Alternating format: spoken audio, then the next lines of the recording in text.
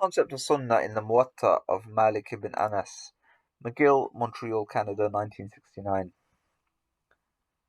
Malik reports 3 hadiths from the Prophet approving the practice of Hajj at-Tamattu, and a hadith from a companion stating that the practice was forbidden by Umar. Malik prefers the hadith from the companions over against the hadith from the Prophet. Malik ibn Shihab, Muhammad ibn Abdullah, Al-Harith ibn Nawfal ibn Abdul Muttalib had Sa'ad ibn Abi Waqqas, the Hakim ibn Qais in the year Muawiyah ibn Abi Sufyan performed the pilgrimage, differing on the practice of the tamattu at the pilgrimage. The Haq said, "Nobody will do it except one who is ignorant of the command of God." Thereupon Sa'ad retorted, "You have uttered a very bad thing, O son of my brother." The Haq replied that Umar ibn al-Khattab had prohibited it. Sa'ad said that the Prophet had practiced it and we practiced it with him. Malik ibn Abi Awsad, Muhammad ibn Abdurrahman, Urwa bin Zubair, Aisha said, "We went with the Prophet on the farewell pilgrimage. There were among us those who were dressed for the Umrah, and there were some who were dressed only for the pilgrimage, and the Prophet dressed for the pilgrimage. Those who dressed for the Umrah became free after the performance of its ceremonies, and those who dressed for the pilgrimage or combined the pilgrimage and the Umrah did not do so until they sacrificed." Malik to Muhammad ibn Abdurrahman to Sulaiman bin Yasir reported, "The Prophet set out for the farewell pilgrimage. Among his companions were those who dressed for the pilgrimage, and there were among them those who combined the pilgrimage and the Umrah, and the others who dressed only for the Umrah. So those who dressed for the Hajj or combined the Hajj and the Umrah did not put off the Hajj dress, and those who were dressed only for the Umrah put it off." Though Malik relates all these hadiths from the Prophet, and his ultimate reliance in this point is on the hadith of the companion Dahaq, which reports the prohibition of the tamattu at the Hajj by order of Umar. Al-Rabi has reported Malik's view on the issue very clearly. He says, "Malik said that the hadith of Dahaq, which reports the prohibition of Umar, has preference with me over the hadith from the Prophet reported by Sa'ad. The above evidence proves that hadith from the Prophet does not have precedence over the hadith from the companions. On the contrary, hadiths from the companions have superseded hadiths from the Prophet."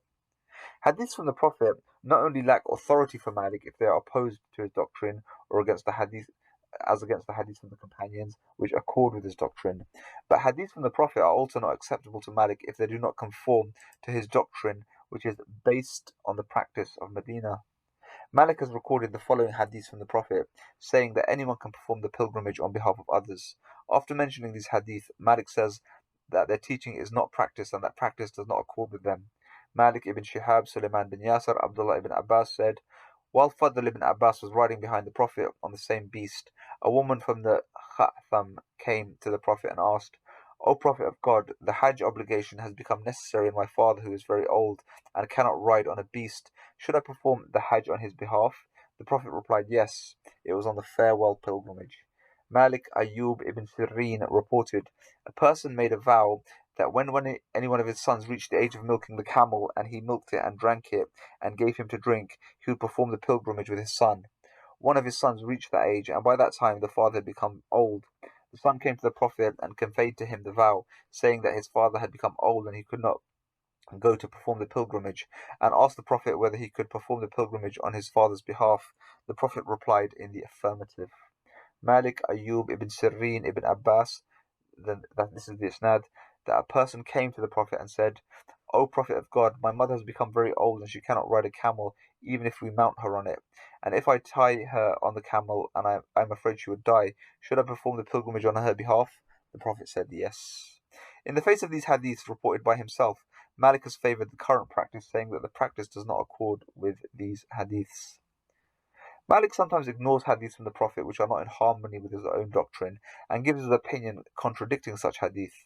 Further, he does not offer another hadith from any other authority but is content with his own personal opinion. Malik to Abdullah ibn Yazid, Abu Salama ibn Abdurrahman reported, Abu Hurairah recited for them the verse in the Qur'an, إِذَا السَّمَاءُ انشَقَّتْ. Apologies, the Arabic is not given. When the sky is rent asunder, and then he prostrated himself.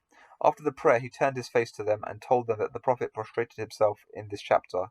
Malik to Nafi' reported, a person from Egypt told him Nafi' that Umar ibn al-Khattab recited the chapter of Hajj in the Qur'an, and he prostrated himself twice during it. Then he said that this chapter was gifted with 2 prostrations.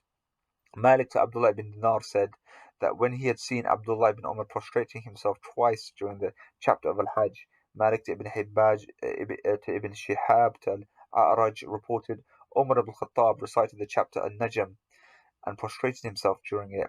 Then he stood up and recited another chapter. Malik to Umar ibn Abdulaziz ordered Muhammad ibn Muslim to order the reciters of the Qur'an to prostrate themselves during the chapter إِذَا السَّمَاءُ انشَقَّتْ.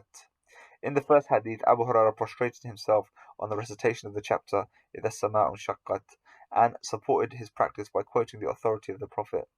Az-Zurqani, in explanation of his hadith, remarked, "This is the practice of the 4 caliphs and the practice of the 3 imams and a group of the learned." The second and third hadiths speak about the 2 prostrations in the chapter Al-Hajj, the second on the authority of Umar ibn Khattab, and the third on the authority of Abdullah ibn Umar. The 4th hadith tells us about the practice of Umar ibn Khattab in the chapter of An-Najm. The 5th hadith tells us about a decree of Umar ibn Abdulaziz to all the reciters to prostrate themselves in the chapter إِذَا السَّمَاءُ انشَقَّتْ. Now, despite the fact that the authorities like the Prophet, Abu Hurairah, Umar ibn Khattab, Abdullah ibn Umar, Umar ibn Abdulaziz are reported to have practiced prostrations in the chapters mentioned above, Malik expresses his opinion in these words: "The matter, in our opinion, is that there are only 11 prostrations in the Qur'an, and there is nothing in the Mufassil chapters." We can now see how Malik has ignored hadith from such big authorities as mentioned above and has favored the practice which agrees with his opinion. The 11 chapters, which according to him have prostrations, do not include the chapters An-Najm, وَإِذَا السَّمَاءُ انشَقَّتْ, and 1 prostration in the chapter of Al-Hajj. Rabi has no reservation about this matter, and he clearly states, "We do not prostrate in the Hajj except once." Malik to Abi Hazm ibn Dinar and Sahal ibn Sa'ad as-Sa'idi reported, "A woman came to the Prophet and said, 'I give myself to you,' and stood up in full stature. A man came to the Prophet and said, 'O Prophet of God, marry her to me if you do not need her.' The Prophet asked him, 'Do you have anything to give her as a dowry?' He said, 'I have nothing except my trousers.' The Prophet said, 'If you give this trousers to her, you would be sitting without trousers. Better search out something else.' He said, 'I do not find anything.' The Prophet said, 'Find out even an iron ring.' He searched and found nothing. The Prophet asked him, 'Do you know something out of the Qur'an?' He said, 'I know chapter so-and-so.' He named some chapters of the Qur'an. The Prophet said, 'I marry you with her on the amount of the Qur'an you know.'"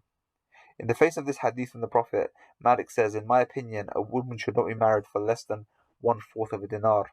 Thereby he disregards the hadith from the Prophet, which does not fit within the framework of his doctrine, and gives his opinion against it. The Prophet is reported to have said, "A person who slays a person from the enemy and establishes his evidence for the slaying deserves his spoils." Malik disregards this hadith from the Prophet by saying, "The Prophet's statement that anyone kills a person is entitled to his spoils has said only on the occasion of Hunayn." Malik therefore holds that the person who kills it is not ipso facto entitled to the spoils of the slain, and that this permission is discretionary and at the will of the Imam. It is in fact only an excuse to dispose of the hadith from the Prophet. Otherwise, the Battle of Hunayn was the last battle in which actual fighting took place and booty was taken by the Muslims.